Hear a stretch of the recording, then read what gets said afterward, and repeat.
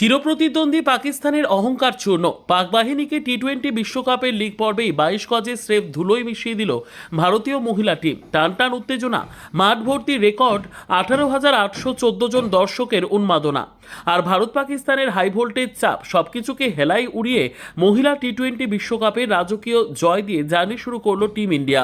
চিরশত্রুকে 64 রানের বিশাল ব্যবধানে কার্যত গোহারা হারিয়ে ভারত বুঝিয়ে দিল 22 গজে এই মুহূর্তে ভারত ও পাকিস্তানের পারফরমেন্সের ফারাকটা আকাশ ছোঁয়া। টসে জিতে ভারতে প্রথমে ব্যাটিং নিলেও ম্যাচের শুরুতে ভারতের উইকেট ফেলে দিয়ে পাকিস্তান কিছুটা চাপ তৈরি করেছিল। প্রথম বলেই শেফালি বর্মার ছক্কার পর দ্রুত 2 উইকেট হারিয়ে যখন দল ধুঁকছিল ঠিক তখনই দারুণ ব্যাটিং করলেন সহ অধিনায়ক স্মৃতি মান্ধানা।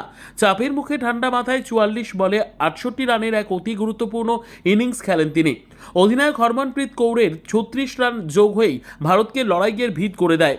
এরপর ডেথ ওভারে পাক বোলারদের ওপর রীতিমতন স্টিম রোলার চালিয়ে 17 বলে 34 রানের বিধ্বংসী ক্যামিও উপহার দেন উইকেট কিপার রিচা ঘোষ।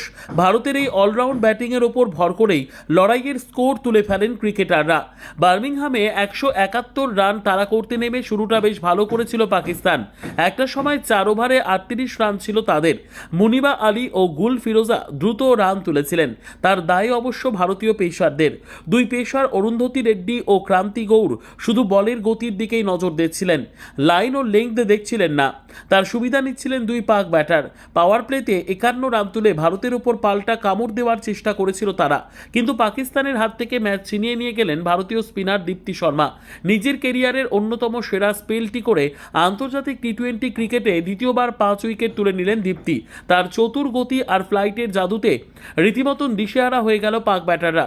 দীপ্তির বলের ঘূর্ণির সামনে মাত্র 68 রানের মধ্যে শেষ 10টি উইকেট হারিয়ে তাসের ঘরের মতো ভেঙে পড়ে পাকিস্তান। 17 ওভারে মাত্র 106 রানেই অল আউট তারা।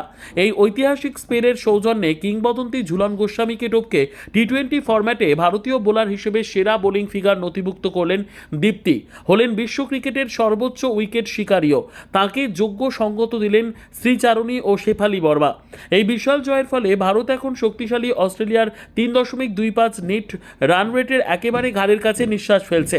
আগামী 17 জুন নেদারল্যান্ডসের বিরুদ্ধে নামার আগে এই জয় ভারতীয় ড্রেসিং রুমে যে জয়ের ছন্দ এনে দিল তা টুর্নামেন্টের পরবর্তী নকআউট পর্বের রাস্তা অনেকটাই মসৃণ করবে।